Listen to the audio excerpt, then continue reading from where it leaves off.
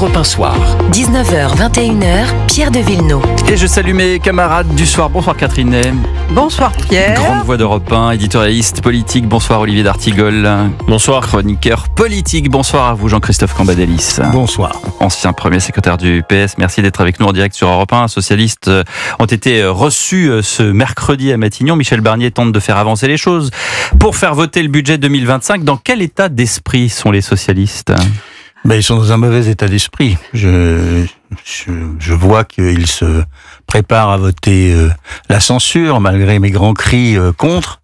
Ils sont enfermés dans le mélenchonisme. Donc, à partir de là, ils n'arrivent pas à s'en sortir. Ils ne comprennent pas que voter la censure, c'est une faute pour la France et c'est une faute pour la gauche.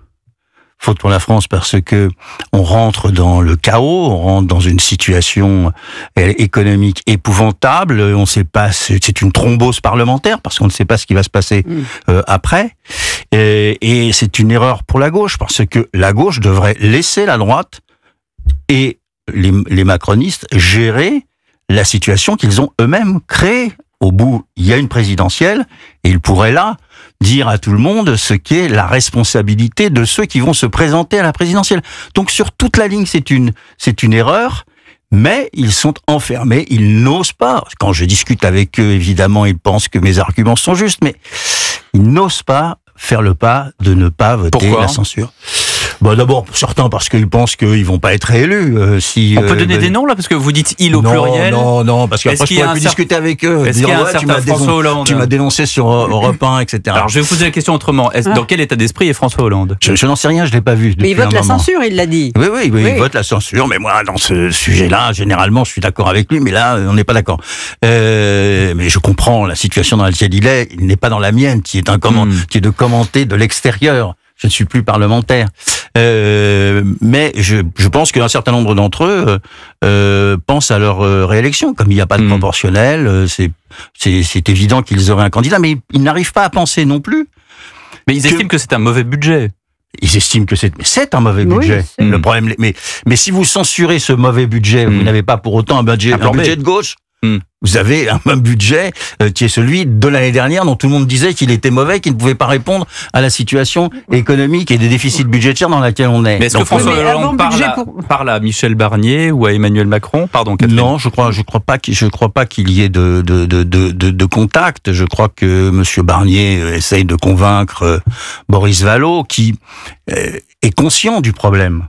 La preuve, il dit, s'il y a la censure après, on pourrait essayer de se mettre d'accord tous ensemble pour ne pas utiliser le 49.3 et donc pas de censure pour le prochain gouvernement. Il cherche à créer les conditions d'une sortie de crise, mais il voit bien qu'il peut pas s'opposer à cette majorité du groupe qui tremble pour sa réélection. Catherine Ney. Oui, surtout un bon budget de gauche aujourd'hui, on n'en a pas les moyens. Je veux dire, quand on veut appliquer le programme de la NFP, je veux dire, avec l'endettement, je veux dire, c'est absolument pas possible. Oui, mais on pourrait avoir un bon projet de gauche. C'est quoi un bon projet de gauche ? C'est-à-dire soulager les Français. C'est pas compliqué. Je vais donner un exemple. Au fond, le Parti socialiste devrait être dans la situation de Marine Le Pen aujourd'hui. C'est-à-dire qu'il devrait dire au gouvernement, nous voterons la censure, sauf si vous réduisez le prix de l'électricité. Le prix de l'électricité, vous soulagez les collectivités locales. Il aurait eu ces deux positions-là. Peut-être que nous serions dans une autre situation vis-à-vis et du pays. Mais qu'est-ce qui l'en empêche ? C'est-à-dire que effectivement, le RN fait ces propositions-là, puisque le RN a fait un hold-up sur l'électorat socialiste il y a quelques années, et notamment dans le nord de la France. Qu'est-ce qui empêche le PS ? Oui, mais pas que. Mais qu'est-ce qui empêche aujourd'hui les socialistes de dire pareil? Parce qu'ils on se bouche le nez. Parce qu'ils ont le préjugé de la censure. Ouais. Donc à partir du moment où vous pensez que vous allez à la censure, vous n'essayez pas de fixer des bornes, etc. Et comme en même temps, Monsieur Barnier leur facilite pas le travail, parce que en multipliant les clins d'œil avec l'extrême droite, il donne du grain à moudre à Mélenchon, qui dit regardez, ils sont en train de pactiser avec le diable. L'analyse est exacte. Nous connaissons très précisément les lignes rouges, ce terme a fait florès, du Rassemblement national. nous connaissons ce que Laurent Wauquiez a pu obtenir. Il a d'ailleurs fait une autopromotion fameuse sur la question des retraites, y compris le camp de Renaissance Attal a pu mettre dans le débat politique, médiatique et parlementaire des demandes. Le Parti socialiste, notamment, parti de gouvernement, qui devrait assumer une responsabilité par rapport à la situation du pays, n'a pas réussi à imprimer dans les dernières semaines une position forte pour mettre la pression. Je partage l'analyse, c'est une situation affolante pour moi. C'est quoi le plan B des socialistes, Jean-Christophe Cambadélis ? Je crois qu'à cette étape, il n'y en a pas. Et c'est ça qui est terrible. S'il y avait un plan B, oui. Donc on censure et on propose rien derrière. Si, alors on va proposer Lucie Castet. Encore. Qu'est-ce que vous voulez qu'il propose? Je sais pas. Après, il y aura un débat si Bernard Cazeneuve venait. Est-ce qu'il faudrait François Hollande, Premier ministre? Non. Il a déjà dit qu'il ne le. Mais Cazeneuve, il a déjà été. Moi, j'en connais qui ont dit non, puis finalement qui y sont allés. Encore très récemment. Non, je crois pas. Je crois pas que ce soit son agenda à François Hollande. Et puis, il faut dire ce qui est, c'est que je suis à peu près persuadé qu'il n'y aura pas beaucoup de candidats au poste de Premier ministre, vu la situation dans laquelle on est. C'est-à-dire que vous tenez pas 15 jours. Mais pour quelle raison, d'ailleurs, s'il y avait une dissolution, la gauche peut-elle espérer avoir un Premier ministre de gauche, puisque le bloc de gauche est quand même inférieur au bloc central. Donc Emmanuel Macron, il choisira toujours un représentant du bloc central. Ça sera peut-être pas un LR, mais ça sera un Horizon. Je veux dire, puisque c'est le bloc, dans ces 3/3, c'est le bloc le plus important. Il n'y a aucune raison. Mais le bloc central, il peut avoir des ailes différentes. C'est-à-dire que il peut avoir, comme aujourd'hui, LR maintenu, on va dire ça comme ça, les Républicains. Oui. Mais il peut avoir le Parti socialiste sans les Républicains. La question, c'est où on met le centre de gravité de ce bloc central. Moi, j'aime pas trop cette formule, mais enfin bon, bref, c'est ceux qui ne sont pas avec LFI ou avec le RN. Si le président de la République choisit encore quelqu'un à LR, on va dire, il va se passer exactement la même chose dans quelques jours, parce que le problème de la situation politique actuelle n'est pas un problème budgétaire. Ça paraît étonnant ce que je dis, parce que la clé de la situation, c'est le RN. Et le RN a décidé le chaos. Pour des raisons que vous venez d'évoquer dans votre introduction, c'est le procès. C'est le résultat. C'est comme ça que vous l'interprétez. Il faut que Macron tombe. Et il rencontre, à partir de là, Mélenchon. Mélenchon veut que Macron tombe pour des raisons d'âge, et Marine Le Pen veut que Macron tombe pour des raisons de procès.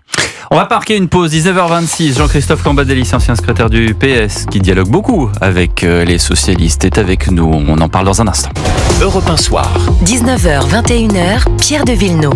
Dans Europe 1 Soir, avec Catherine Ney, Olivier d'Artigol et l'ancien premier secrétaire du Parti Socialiste, Jean-Christophe Cambadélis. Et écoutons le député Lyot Charles de Courson, qui était invité ce matin de la matinale de LCI. Il va jusqu'à proposer une solution beaucoup plus radicale que la censure pour solutionner le problème. Quand il y a une crise politique, qu'est-ce que faisait le général de Gaulle ? Un référendum. Soit un référendum, c'est une démission. Mais un référendum ne résoudra pas notre affaire. Voilà. Et lui, il a eu le courage de démissionner. Donc vous appelez à la démission d'Emmanuel Macron ? Je dis, c'est au président qui est à l'origine du chaos politique. C'est bien le président de la République lorsqu'il a fait cette dissolution que même ses propres amis n'ont pas comprise. Que pense cette proposition je crois que M. de Courson est coquerelisé. À force d'être... à force de passer du temps avec lui en commission des finances. Ça a déteint. Maintenant, il est sur la position de coquerelle, d'émission. Pour Mélenchon, je crois que le prochain épisode, c'est de Courson, dans le comité de soutien de Jean-Luc Mélenchon.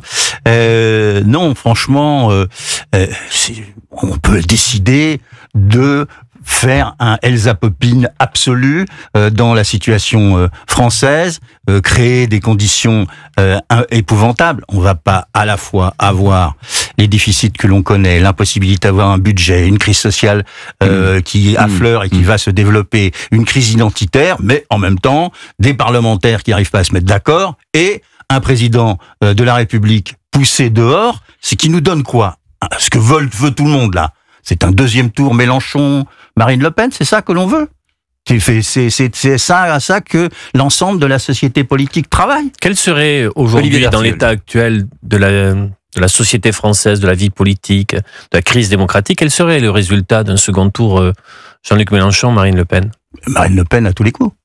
Il n'y a que Jean-Luc Mélenchon qui pense que l'ensemble de la classe politique des Républicains, comme un seul homme, se mettrait derrière lui, vu son verbe et ses références à la République, pour battre Marine Le Pen. Mais le bloc de la droite et de l'extrême droite écrasera littéralement Jean-Luc Mélenchon, puisqu'une grande partie de la gauche, qu'il traite mal, ne votera pas pour lui, c'est tout. Mais est-ce que, puisqu'on parle de budget, les programmes économiques de M. Mélenchon et de Mme Le Pen sont très très différents? Oui, ils le sont, parce que les leviers ne sont pas les mêmes, et derrière, il n'y a pas la même logique. La logique de LFI, c'est une logique insurrectionnelle, de révolution citoyenne, de faire payer les riches, etc. La logique du et de ne pas rembourser la dette aussi. Oui, de tout ça. C'est une logique de rupture, on va dire. La logique de Marine Le Pen, c'est une logique nationale, c'est une logique identitaire, c'est une logique qui pense que en repoussant les immigrés, on va créer des marges de manœuvre qui nous permettront de faire face à nos difficultés. Bref, vous avez de la radicalité, mais qui ne s'appuie pas sur les mêmes phénomènes. Oui, avec en plus Catherine Ney. Le président du parti, Jordan Bardella, qui, sur les sujets économiques, fait entendre une autre voix. Un libéral. C'est-à-dire libéral. Ouais. Donc, il y a le choix pour... parce que Mme Le Pen, elle a bien sûr son électorat qui est traditionnel, et je pense que ce qui lui arrive avec la justice fait que cet électorat demande la motion de censure. C'est elle qui radicalise sa position, mais elle sait aussi que pour gagner, il faut qu'elle rassure tout un électorat de droite, des personnes âgées, tous ceux qui ne venaient pas à elle. Donc elle aussi, elle est sur un chemin très très étroit, et à la fois elle veut répondre à la radicalité, et voilà, mais il faut bien choisir si ça lui sera profitable ou pas. En tout cas, Jean-Christophe Cambadélis, vous depuis le temps d'ailleurs que vous venez dans mes émissions sur Europe 1, vous défendez ce socialisme moderne qui d'ailleurs prend ses racines dans ce qu'on a connu par le passé, une sorte de SPD à la française. Simplement, le SPD en ce moment en Allemagne, ça marche pas très fort. Alors à une époque où on pouvait dire regardez ce que fait Olaf Scholz et regardez la politique économique allemande, aujourd'hui c'est plus tellement le cas, puisqu'il y a une récession, il y a des usines qui ferment et on a un chancelier qui est complètement à la dérive politique. Alors qu'est-ce que vous défendez? Laissez-nous une chance quand même. Pourquoi? Pourquoi? Le SPD à la française, c'est une belle formule, je la reprendrai. Je pense qu'il faut créer un parti social-démocrate sur la base de ce qu'était le parti socialiste jusqu'à présent. Mais c'est pas comparable. Aujourd'hui, l'Allemagne est confrontée à une crise de modèle. C'est-à-dire que elle faisait faire ses produits manufacturés dans l'Europe centrale où les salaires ont augmenté. Elle avait des éléments favorables de compétitivité avec le gaz russe. Et elle exportait énormément en Chine. Ces trois moteurs sont morts. Donc, évidemment, ils sont confrontés à une énorme récession et ils ne sont plus la locomotive de l'Europe. Donc, il faut aussi intégrer ça. Je crois que aujourd'hui, on a le nez sur le guidon. On voit que l'Allemagne est dans une crise, que la France est dans une crise, que dans l'Europe, regardez bien, dans toute l'Europe de l'Est, montent les nationalismes aujourd'hui, avec derrière qui? La Russie. Nous, on est focalisé sur... Là, vous parlez de la Roumanie encore très dernièrement. La Roumanie, la Bulgarie, après la Slovaquie, après la Hongrie. Plus la Pologne, puisque c'est le parti central maintenant. Mais vous détrompez-vous. Vous avez une élection en Pologne qui est une élection présidentielle où le PiS, le PiS, c'est-à-dire le parti de la droite extrême, pour l'instant, peut et sûrement va l'emporter. Et derrière, c'est un nationalisme anti-européen. Donc ça ne gêne pas Poutine, par exemple. Bon, là, ça nous emmène très loin de la situation. C'est vrai d'avoir le big picture, comme on dit. Je reste sur la scène internationale. Comme homme de gauche, quel enseignement premier tirez-vous de l'élection et des conditions de l'élection de Donald Trump? Voilà, si vous me laissez 2 heures, je veux bien, mais non, mais en 2 minutes, ça irait. Oui, c'est l'expression américaine de la vague nationale populiste planétaire. C'est-à-dire qu'aujourd'hui, nous sommes dans une toute nouvelle époque. J'aime bien la formule de Fukuyama qui vient de d'écrire un très très long article contre lui-même, c'est-à-dire qu'il pensait que c'était la victoire du libéralisme, et il dit aujourd'hui c'est une nouvelle époque, c'est l'époque de l'illibéralisme, c'est-à-dire de gouvernements autoritaires qui combattent tout à la fois l'État-providence et puis l'extension des libertés individuelles, qu'elles soient sexuelles ou du libre passage des individus. Eh bien, nous sommes dans cette époque, et Donald Trump n'est pas simplement un clown. C'est quelqu'un qui porte ça, cette révolution conservatrice, si je puis dire, cette réaction au sens étymologique du terme, par rapport à tout ce qui a été fait dans les 30 Glorieuses. Mais la réaction de l'Europe qui consiste à se boucher le nez et à dire que ça ne va pas politiquement et que du coup il faut qu'on se protège, qu'on lève un bouclier, est-ce que c'est la bonne réaction ? Il faut faire plus qu'un bouclier, à mon avis. Il est un peu tard pour faire plus qu'un bouclier. Oui, mais avec une Allemagne, comme on l'a dit, en pleine récession, une France mais dans les Allemands vont bouger parce que il y a bien que l'Italie aujourd'hui qui fonctionne. Oui, encore. Et encore, j'essaye de trouver. Non, mais il n'y a pas. Après, vous avez des pays. Elle exporte plus que nous. Oui, mais après, elle a aussi des déficits. Bon. Mais je pense que les Européens vont réagir. Ils ne réagiront pas pour les droits de l'homme, ils ne réagiront pas pour défendre l'Ukraine, ils n'enverront pas les troupes si les États-Unis se retirent. Mais par contre, à partir du moment où... On a 2 tiers des Français qui ne veulent pas, d'ailleurs, dans un sondage CSA pour Europe 1, CNews et JDD, qui ne veulent pas envoyer les Français. Non, mais les Français ne se sont jamais prononcés pour la guerre avant qu'elle ait eu lieu. Non, mais ça a le mérite d'être précisé. Mais si vous touchez les bijoux de famille, si je puis dire, qui est l'industrie européenne, ils vont bouger. Et donc, à partir de là, on parle beaucoup de guerre, mais je vous annonce une guerre commerciale, internationale. Je ne sais pas qu'est-ce qui en sort vivant, mais Donald Trump, dans sa folie qui est de penser qu'en augmentant les droits de douane, il va réduire les impôts et financer sa politique économique, eh bien, il va déclencher une guerre économique, une guerre commerciale avec les Européens, avec les Chinois, etc. Ils vont aussi augmenter leurs droits de douane. Bien sûr. Donc c'est ça la guerre commerciale. Et donc à partir de là, c'est l'échelle de perroquet. Merci Jean-Christophe Cambadélis d'avoir été avec nous en direct dans Europe 1 Soir. N'oubliez pas que Cyril Hanouna, tous les jours, du lundi au vendredi, vous accueille de 16h à 18h sur Europe 1 en marche sur la tête. Et pour participer à l'émission 01 80 20 39 21, 19h41, on revient dans un instant dans Europe 1 Soir.